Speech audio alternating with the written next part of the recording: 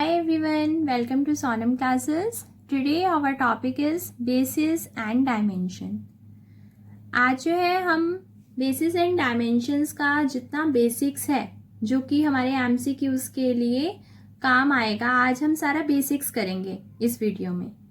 और हम जो हमारी नेक्स्ट वीडियो होगी उसके अंदर हम सारे MCQs करेंगे बेसिस एंड डायमेंशन के। तो इस वीडियो में आपको पूरा बेसिक्स मिलेगा जो कि आपके MCQs को सॉल्व करने के लिए हेल्प करेगा। So let's start. देख लेते हैं। बेसिस के लिए हमें दो चीज़ों की ज़रूरत पड़ती है, एक LI चेक करने की और एक स्पैन चेक करने की। LI और LD चेक करना मैं आपको पहले वीडियो में बता चुकी हूँ और उसका लिंक जो है मैं डिस्क्रिप्शन बॉक्स में डाल दूँगी।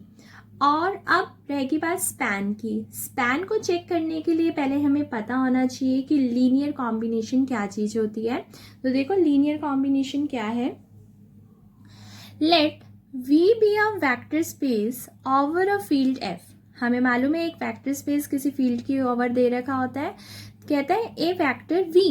हमने इस कैपिटल V वाले सेट में से एक वेक्टर उठाया, उस वेक्टर को हम क्या कहेंगे? Linear combination of the vectors. किन वेक्टर्स की? V के ही कुछ वेक्टर्स की लीनियर कॉम्बिनेशन कहेंगे, यानी कि V का एक स्मॉल v यानी कि एक वेक्टर V के ये जो कुछ वेक्टर्स उन्होंने दे रखे हैं वो आपको दे रखे होंगे, इन्होंने जैसे नेम लिया V1, V2, Vn। इस V को इन वेक्टर्स की लीनियर कॉम्बिनेशन में कहेंगे अगर इस वाले V को एक्सप्रेस किया जा सकता है एज दिस फॉर्म। अब फॉर्म देखो, V इज इक्वल टू, देखो आपके वाला जो ये वेक्टर है ना V1, इसके साथ एक स्केलर, फिर V2, फिर स्केलर, फिर V3, फिर स्केलर, फिर Vn, फिर स्केलर। मतलब अगर आपका वो वेक्टर जिसको कि आपने कहना है कि लीनियर कॉम्बिनेशन में हो जाए इन वेक्टर्स की, अगर वो वेक्टर इनकी लीनियर कॉम्बिनेशन में लिखते वक्त कुछ स्केलर्स की हेल्प ले और वो स्केलर्स कहाँ से आ रहे हो? आपके F से आ रहे हो, तो वो आपका V क्या कहलाएगा कि उसे जो है इनकी लीनियर कॉम्बिनेशन में लिखा गया है। लेकिन कब? जब लिखते वक्त ये स्केलर कहाँ से आ रहे हो? आपके F से। बाकी आपको न्यूमेरिकल से बहुत अच्छे से क्लियर होगा। न्यूमेरिकल देखो, कहते हैं एक्सप्रेस 9 to 6 एक वेक्टर हमने ले लिया, इसको हमें लीनियर कॉम्बिनेशन में दिखाना है किसकी? 1 1 1 1 0 1 1 0 0। अब कौन से स्पेस की? R क्यूब ओवर R, यानी कि हमारा जो V है V वेक्टर स्पेस, उसका काम R क्यूब कर रहा है और जो F फील्ड है उसका काम कौन कर रहा है? R कर रहा है। इस R क्यूब का मतलब कि आपके 3 टप्पल का स्पेस होगा, रियल स्पेस 3 टप्पल वाला। ठीक है, तो देखो हर वेक्टर के अंदर देखो 3 टप्पल्स बने हुए हैं ना। अच्छा, अब आपको इस वाले वेक्टर को इन तीनों की लीनियर कॉम्बिनेशन में एक्सप्रेस करना है। तो अब बताना ओवर क्या है? ओवर है R, यानी कि आपको जो स्केलर लेने हैं वो कहाँ से लेने हैं? रियल से लेने हैं। तो हमने 3 स्केलर चूज कर लिए। एक ले लिया A, क्योंकि 3 वेक्टर की कॉम्बिनेशन में दिखाना है। एक ले लिया A, एक ले लिया B और एक ले लिया C। ठीक है, R से ले लिया एज स्केलर की फॉर्म में। हमारा ये वेक्टर है ना 9 to 6। अब देखो इस वाले वेक्टर को हमने क्या किया? इन 3 की लीनियर कॉम्बिनेशन में लिख दिया। देखो A this plus B this plus C this. ठीक, अच्छा अब 9 to 6 ऐसे, अब A की इससे मल्टीप्लाई, B की इससे मल्टीप्लाई, C की इससे मल्टीप्लाई करिए। अब पहला वेक्टर ऐड कर दो, A plus B plus C। देखो बन गया पहला। अगला देखो A 0 0 बन गया, फिर A प्लस B प्लस 0 बन गया। अब ध्यान से देखो, पहला वेक्टर 9 के इक्वल हो गया, यहाँ से दूसरा 2 के और तीसरा, मतलब पोजीशन की बात हो रही है, A प्लस B इसके हो गया। अब जब हमने तीनों इक्वेशन बनाई तो ये सेकंड वाली इक्वेशन देखो, यहाँ से तो सीधा A की वैल्यू कितनी आ गई? 2 आ गई। हमने देखो थर्ड इक्वेशन में अपनी A की वैल्यू को पुट किया, वहाँ से हमारी B की वैल्यू आ गई। और फर्स्ट इक्वेशन में A plus B plus C is equal to 9, जिसमें हमने अब फर्स्ट इक्वेशन ली, इसमें हमने अपने A की भी वैल्यू पुट कर दी, B की भी वैल्यू पुट कर दी, तो हमारी किसकी आ गई? C। तो फाइनली हमारे ए बी सी आ चुके हैं। ए की 2 आई है, बी की 4 आई है और सी की 3 आई है। तो अब देखो एक्सप्रेस कर दिया। देखो आपका 9 to 6 वेक्टर था और इन 3 वेक्टर्स की लीनियर कॉम्बिनेशन में लिखना था, तो हमने लिख के दिखा दिया। अब हमारा टॉपिक आ रहा है बेसिस, मोस्ट इम्पॉर्टेंट टॉपिक। देखो क्या है, V हमारा एक वेक्टर स्पेस है ओवर द फील्ड एफ। आपको मालूम है आपको एक वेक्टर स्पेस चाहिए ओवर फील्ड एफ। कहते हैं आपको ने कुछ वेक्टर्स लिए हैं कैपिटल V से। आपका वो जो वेक्टर स्पेस है ना, उस वेक्टर स्पेस ने आपको कुछ वेक्टर्स दिए हैं, यानी कि अपने सेट में से कुछ आपको एलिमेंट्स दिए हैं। कहते हैं इन एलिमेंट्स को चेक करके देखो, इन एलिमेंट्स का सेट क्या इस कैपिटल V का बेसिस है। आप देखो भाई बेसिस कैसे होता है, अगर जो वेक्टर्स को हमें बेसिस चेक करना है वो सारे वेक्टर्स, ये वाला जो सेट है क्या बन जाए, Li बन जाए। दूसरी चीज, ये वेक्टर आपके कैपिटल V को क्या करता हो, स्पैन करता हो। अब आप कहोगे कि भाई ये चीज तो हमें मालूम है, V1 V2 Vn को Li कैसे चेक करना है, क्योंकि हम पहले वीडियो में कर चुके हैं। अब बात यह है कि स्पैन क्या होता है। अब स्पैन को समझो। स्पैन का मतलब ये है कि ये जो वेक्टर्स है ना, इससे किसको स्पैन करना है, V को। इसका मतलब ये है कि इन वेक्टर्स की हेल्प से आप अपने V सेट का हर एक एलिमेंट बना सकते हो, यानी कि इन एलिमेंट की हेल्प से आपने V के हर एक एलिमेंट को जनरेट कर देना है, बना देना है। तो देखो यही लिखा हुआ है इस चीज का मीनिंग, एवरी वेक्टर इन V में जितने भी वेक्टर हैं उन हर वेक्टर को इन दीज वेक्टर्स की लीनियर कॉम्बिनेशन में लिखा जा सकता है। तभी मैंने ऊपर पहले लीनियर कॉम्बिनेशन का टॉपिक बताया कि लीनियर कॉम्बिनेशन किस तरीके से हम चेक कर सकते हैं। तो अब कहता है कि इन वेक्टर्स ने अगर V को स्पैन कर दिया, मतलब इन वेक्टर्स ने पूरा का पूरा आपका V भी बना दिया, और ये सारे वेक्टर्स आपस में क्या है, Li, यानी कि कोई किसी पे डिपेंड नहीं करता, सब इंडिपेंडेंट है और इंडिपेंडेंट है और V को क्या कर देते हैं, जनरेट कर देते हैं। ये दो क्वालिटीज अगर इन वेक्टर्स के पास हैं तो फिर वो आपका क्या कहलाएगा, बेसिस। अब बेसिस की हमने डेफिनेशन तो पढ़ ली, अब हम कुछ छोटी छोटी सी ट्रिक्स सीखते हैं कि ताकि हम अपने एमसीक्यूज को जल्दी जल्दी से कर पाएं। देखो स्टैंडर्ड बेसिस, स्टैंडर्ड बेसिस का मतलब आपका जो भी वेक्टर स्पेस होता है उसका स्टैंडर्ड बेसिस तो आपको मिलेगा ही मिलेगा, यानी कि वेक्टर स्पेस का स्टैंडर्ड बेसिस तो है ही है, इसके अलावा भी बेसिस और बन सकते हैं, यानी कि बेसिस यूनिक नहीं होते, लेकिन बेसिस के अंदर एलिमेंट्स की जो संख्या होती है वो हमेशा सेम होती है। ठीक, अच्छा, अब बेसिस यूनिक नहीं होते लेकिन एलिमेंट्स की संख्या सेम होती है। अब हम हर वेक्टर स्पेस के लिए अपना स्टैंडर्ड बेसिस तैयार कर सकते हैं, मतलब जब हमें कोई कंक्लूजन निकालना हो तो हम अपने स्टैंडर्ड बेसिस की हेल्प ले सकते हैं। तो देखो स्टैंडर्ड बेसिस कैसे, हमारा वेक्टर स्पेस हमने लिया R3, किसके ओवर लिया, R के। R3 आपको साफ दिख रहा है, ये जो ऊपर 3 दिख रहा है यानी कि 3 टप्पल वाले वेक्टर्स हैं। ठीक, अब एक और चीज अब ध्यान से सुनना, ये जो ऊपर पावर है ना, ये पावर ये बताती है कि आपके R3 के अंदर जो 3 टप्पल्स हैं उन 3 टप्पल्स में अब जब आप 3-3 पोजीशन लोगे ना, ठीक, अब ये किसके ओवर है, R के ओवर। तो क्या कह रहा है कि आप एक बार पहली पोजीशन पर 1 रख दो, एक बार दूसरी पोजीशन पर 1 रख दो और एक बार तीसरी पोजीशन पर 1 रख दो, तो वो क्या बन जाएगा, बेसिस। ये क्या है, स्टैंडर्ड बेसिस। ठीक है, मतलब आपको कभी कोई हेल्प लेनी हो, बेसिस की नीड और गिवन ना हो, तो आप इस वाले वेक्टर स्पेस के लिए ये बेसिस ले सकते हो ओवर R। अच्छा, अब 4 टप्पल पर देखो, 4 टप्पल में अब देखो ऊपर कितना है, 4। ठीक, वेक्टर भी कितने लेने हैं, हमने 4 पोजीशन वाला ले लिया वेक्टर, फिर एक बार पहले पर 1 दे दिया, एक बार दूसरे पर 1 दे दिया, एक बार तीसरे पर 1 दे दिया और एक बार चौथे पे 1 दे दिया। क्यों, क्योंकि ओवर R है और R ओवर R के लिए हमें 1 की नीड होती है। अभी वो आगे बेसिक कंसेप्ट्स और आएंगे, अच्छे से क्लियर हो जाएगा।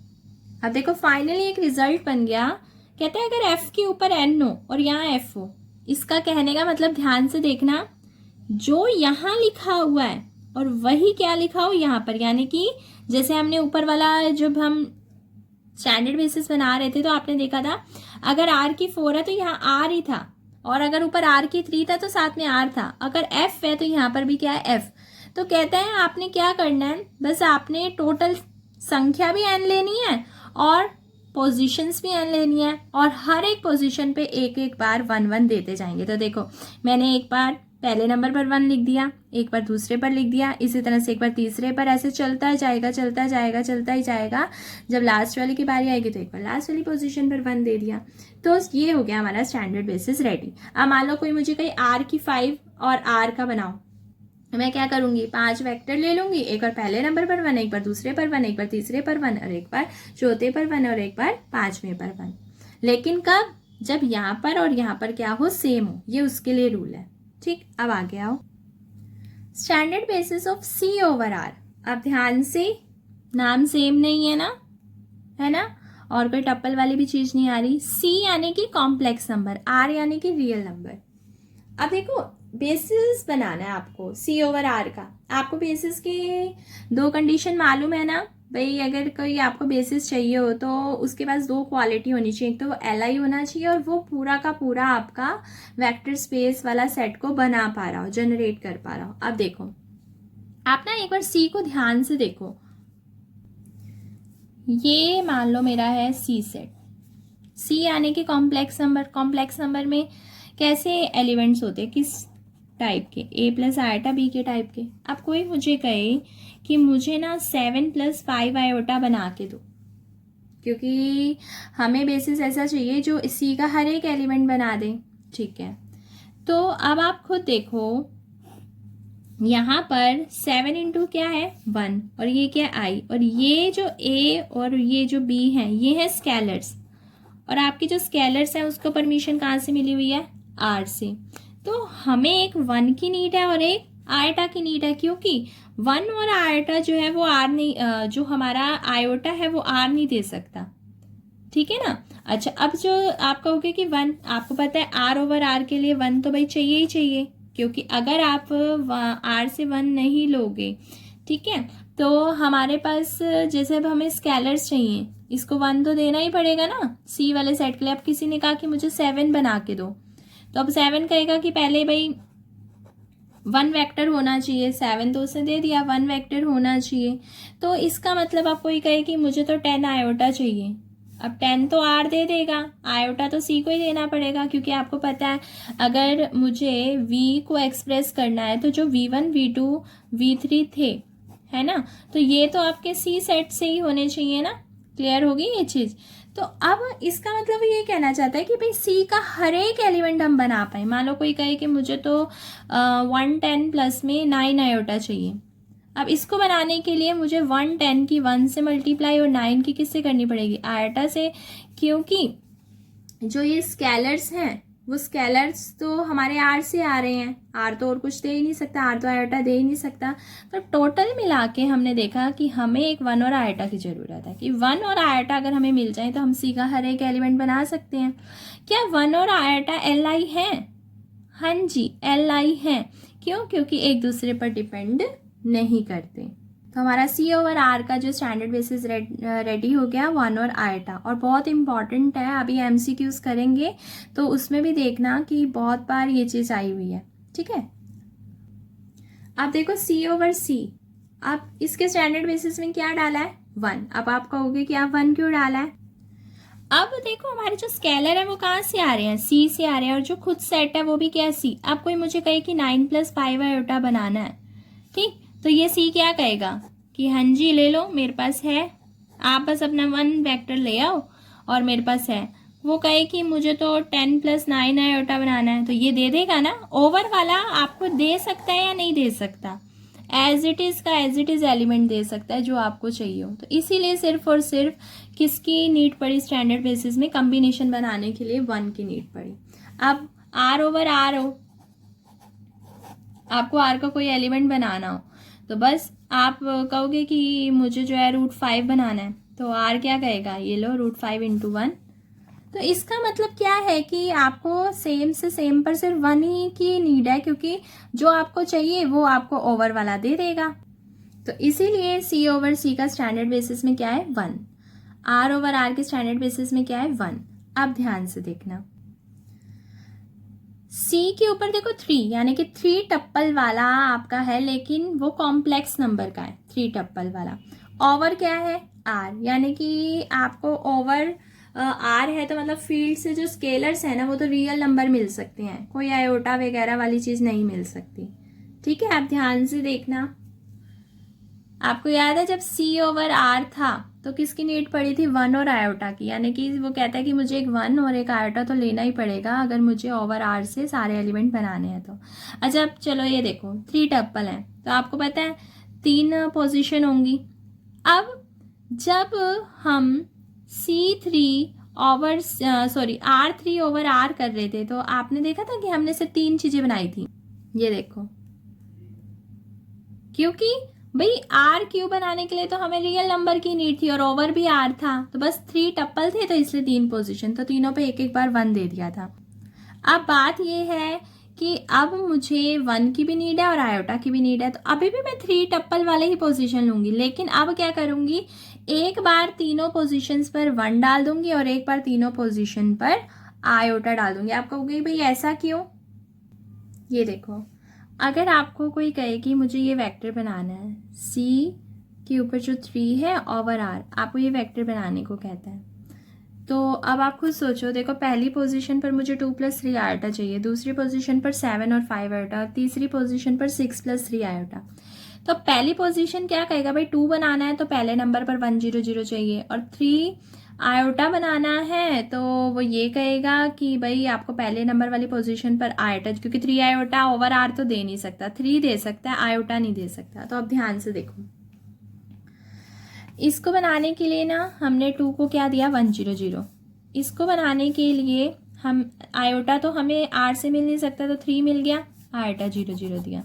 इसको बनाने के लिए अब सेकंड नंबर पर है ना तो 0 1 0 दिया, और 5 आयोटा 5 तो ओवर आर से मिल गया, आयोटा सेकंड नंबर पर चाहिए था। 6 + 3 आयोटा के लिए 6 बनाना है तो तीसरे नंबर पर 1 चाहिए, 3 आयोटा बनाने के लिए आयोटा चाहिए तीसरे नंबर पर। अब देख लो सारी चीज हमने क्या कर दी, ऐड कर दी। पहला बना 2 0 0, देखो दूसरा बना 3 आयोटा 0 0, ठीक है, फिर 0 7 0, फिर 0 5 आयोटा 0, फिर 0 0 6, फिर 0 0 3 आयोटा, और फिर हमारा कितना आ गया, बस सबको ऐड कर दिया। पहला ऐड किया ये आया, दूसरा ऐड किया ये आया, तीसरा ऐड किया ये आया।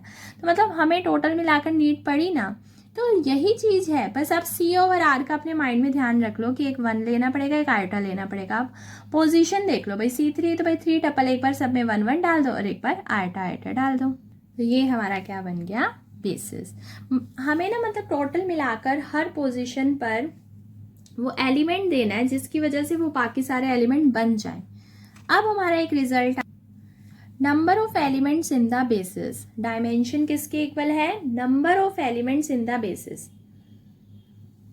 हमने बेसिस तो बना लिया, बेसिस के अंदर जितनी संख्या है वही उसकी क्या होती है डायमेंशन। और एक और चीज, डायमेंशन यूनिक होती है, सेम होती है। जितने मर्जी बेसिस, जो मर्जी बेसिस बना लो, हमेशा संख्या सेम होगी, अंदर के एलिमेंट्स आपके डिफर हो सकते हैं, इसलिए बेसिस यूनिक नहीं होता लेकिन डायमेंशन हमारी यूनिक ही होती है। तो डायमेंशन क्या होगी, बेसिस की एलिमेंट्स की संख्या। अब देखो हर वेक्टर स्पेस का बेसिस बनाना भाई इतना आसान तो नहीं है ना, क्योंकि दो चीजें चेक करनी होती है, इसीलिए हम स्टैंडर्ड बेसिस तैयार करके रखते हैं। क्योंकि अगर क्वेश्चन हमसे डायमेंशन मांगे तो हम 1 मिनट में क्या बना लेंगे स्टैंडर्ड बेसिस। स्टैंडर्ड बेसिस के अंदर जितनी संख्या बाकी बेसिस में भी उतनी संख्या, तो डायमेंशन हमारी क्या हो जाएगी एलिमेंट्स की संख्या के बराबर। अब देखो अगला बेसिस, हमें कहा गया मैट्रिसेस की कलेक्शन है 2 × 3 ऑर्डर, यानी कि रो तो कितनी है 2 और कॉलम कितनी है 3, और हमारे मैट्रिसेस के जो एलिमेंट्स हैं वो R से भर रहे हैं, और ओवर भी किसकी है R की, मतलब R ओवर R हो गया। अब बात रहेगी ये कहता है 2 × 3 की मैट्रिक्स बना लो। अब ट्रिक देखो क्या है, आप ना 2 × 3 की मैट्रिक्स बना लो। अब 2 × 3 में हर एलिमेंट की पोजीशन पर 1 होना चाहिए, क्योंकि R ओवर R है ना तो 1 से काम चल जाएगा। तो देखो पहले एलिमेंट पर भी 1 डाल दिया, फिर दूसरे पर डाल दिया, फिर तीसरे पर डाल दिया, फिर लास्ट वाली रो में भी 1 डाल दिया, यहाँ पर भी 1 डाल दिया, 1 डाल दिया, क्योंकि R/R था। अगर यही यहाँ पर C आ जाता तो जितनी 1 के लिए बनी है उतनी आयोटा के लिए भी बनती, मतलब डबल हो जाता काम, है ना। तो बस अब हमारे पास, अब मान लो कोई इसका ये पूछ ले कि इसका बेसिस बताओ, तो बेसिस क्या हो गया 1 2 3 4 5 6। और अब एक ट्रिक बताती हूँ, जितनी ये अगर R/R है तो मतलब सेम पर है, तो आप पता है क्या करना, ये रो और कॉलम की मल्टीप्लाई कर देना, उतनी डायमेंशन होती है। 2 × 3 6, देखो 6 थी। अब हमारा अगला बेसिस कह रहा है वो PNX। PN मतलब पॉलिनोमियल्स की बात कर रहा है, n डिग्री तक की पॉलिनोमियल्स की, ठीक है। तो PNX denotes the vector space of all polynomial of degree at most n, यानी कि इसकी जो डिग्री है ज़्यादा से ज़्यादा n हो सकती है। मान लो इस n का नाम 10 है, तो आपकी डिग्री ज़्यादा से ज़्यादा 10 हो सकती है, मतलब इसके अंदर 10 वाले भी आ गए, 9 वाले भी आ गए, 8 वाले भी आ गए, 7 भी और 6 भी, 5 भी, 4 भी, 3 भी, 2 भी, 1 भी, ठीक है, सारे आ गए, मतलब कहने का मतलब। अच्छा, कांस्टेंट पॉलिनोमियल भी सब कुछ आ गई। अब बात आ गई इसके भाई बेसिस की। अब आप खुद सोचो, कोई आपको कहे कि मुझे ना 4 डिग्री की पॉलिनोमियल चाहिए, तो उसको x की पावर 4 की भी नीड है, x की 3 की, x की, अगर उसको बिल्कुल कंप्लीट बनानी है तो x की पावर 4 की, x की पावर 3 की, x की पावर 2 की, x की, और कांस्टेंट के लिए 1 की। तो अब हमारी है बात n की, तो हमें किन किन चीज़ों की नीड होगी, n डिग्री के पॉलिनोमियल बनानी है, x की पावर n की, ऐसे x की पावर 3 की, x की पावर 2 की, x की और 1 की। और ये कोई भी आपस में डिपेंड नहीं करता किसी पर, LI है। और आप इसको कहो कि आपने कोई भी पॉलिनोमियल बनानी है, 1 मिनट में ये बना देगा, बस अपने वो स्केलर्स वहाँ से ले आएगा ओवर वाले से, और मेन चीज़ इन्होंने ले ही लिया है तो जनरेट भी कर दिया। तो ये सेट हमारा क्या हो गया, स्टैंडर्ड बेसिस किसके लिए, PNX के लिए। अब जैसे देखो स्टैंडर्ड बेसिस P5X का चाहिए, तो बताना 5 डिग्री की पॉलिनोमियल अगर किसी को बनानी हो तो उसको चाहे वो कंप्लीट बनाए या ना बनाए, नीड किस किस चीज़ की पड़ सकती है, x की पावर 5 की, x की पावर 4 की, x की पावर 3 की, x की पावर 2 की, x की और 1 की। जैसे मान लो मुझे ये चाहिए, जैसे मुझे देखो ये वाली चाहिए, तो अब देखो मुझे x की 5 और x तो मेरे पास था ही, बस स्केलर कहाँ से ले लूँगी उससे, यानी कि मेरा क्या बन गया 4 × x की 5, स्केलर 0 × x की 4, 0 × x की 3, 0 × x की 2, 6 × x, और कांस्टेंट के लिए, क्योंकि अब मान लो कोई वो मुझे ये कह देता कि ये हो गया x² और ये हो गया 7x और ये हो गया 2, और यहाँ पर मान लो मैंने डाल दिया 9x की क्यूब। अब बनाओ, तो मैं पता क्या करती, और एक ये वाला तो ले लेती 0, ये वाला ले लूँगी 9, ये वाला ले लूँगी 6, ये वाला ले लूँगी 7 और ये वाला ले लूँगी 2। और अगर वो ये भी डाल दे, 4 वाला भी डाल दो, मान लो 16x की 4 भी डाल देता है, तो क्या करूँगी, ये ले लूँगी 16। तो इसका मतलब तो यही है ना कि हमें टोटल मिला के कितने की नीड पड़ी, हमें टोटल मिला के नीड पड़ी x की 5 की, x की 4 की, x की 3 की, x की 2 की, x की और 1 की। तो ये हो गया बेसिस। और आप बेसिस तो देखो, अगर वो कहते हैं ना 5 डिग्री की पॉलिनोमियल तो डायमेंशन 6 होगी, अगर वो कहता है 6 डिग्री की पॉलिनोमियल तो डायमेंशन 7 होगी। क्लियर। अगर n डिग्री की पॉलिनोमियल वाली बात कर रहा है तो डायमेंशन कितनी होगी, n+1, क्योंकि देखो यहाँ से यहाँ तक तो हो गए ना 5, और एक कांस्टेंट के लिए भी तो काम करना है। तो ये हमारा क्या हो गया, बेसिस हो गया। अब हम रिजल्ट्स पढ़ते हैं जो हमारे MCQs में काम आएंगे।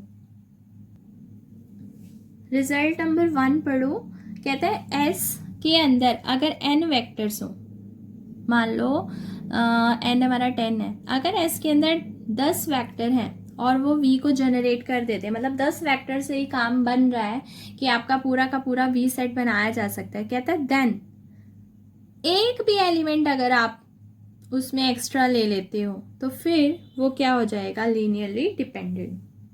मतलब अगर 10 वेक्टर स्पैन कर सकते हैं, उनके अंदर पावर है, तो 11 अगर वेक्टर आपने उसके कर दिए ना, मतलब एक वेक्टर एक्स्ट्रा कर दिया, तो फिर वो LD बन जाएगा। क्लियर होगी ये चीज, यानी कि फिर वो पक्का आपस में एक दूसरे पर कोई ना कोई क्या करता होगा, डिपेंड कर रहा होगा, कोई वेक्टर तो होगा जो डिपेंड कर रहा होगा। ठीक है, ठीक। आप हाँ ये है कि मान लो हो सकता है ये सारे LI हों, एक ऐसा वेक्टर डाल दिया कि वो वेक्टर इन सब की लीनियर कॉम्बिनेशन में बन गया। ये तो खुद एल आई है, लेकिन वो वेक्टर इन सब की लीनियर कॉम्बिनेशन में बन गया, क्योंकि ये तो जनरेट कर रहे थे, इनको तो वो थी नहीं नीड, तो आपने एक एक्स्ट्रा डाला, वो एक्स्ट्रा जो डला है वो क्या कर दिया, वो एल डी का काम कर जाएगा। अगला देखो, अगर एस एल आई हो, कोई सेट है जो एल आई है, मतलब उसके जो वेक्टर्स हैं वो एक दूसरे पर डिपेंड नहीं करते, और एक ऐसा वेक्टर है, ये होता है स्पैन वाला सेट, यानी कि जो जो आपकी जितनी कॉम्बिनेशंस बन सकती थी एस वाले सेट से उनकी कलेक्शन होती है। उस कलेक्शन में भी ये एलिमेंट नहीं है। एस खुद क्या है, एल आई, कोई एक दूसरे पे डिपेंड नहीं करता, और आपने एस की जो कलेक्शन थी ना लीनियर कॉम्बिनेशन वाली, उसके अंदर भी कहीं पर ये एलिमेंट नहीं है, तो कहते हैं ये सेट और ये वी मिलकर जो नया सेट बनाएंगे वो क्या होगा, एल आई। ये सिर्फ रिजल्ट की फॉर्म में लर्न करना है, क्योंकि कई बार क्या आता है करेक्ट स्टेटमेंट वाली एमसीक्यूज आ जाते हैं, तो हमें रिजल्ट याद होगा तो हम अपना ट्रू फॉल्स वहां पर बता पाएंगे।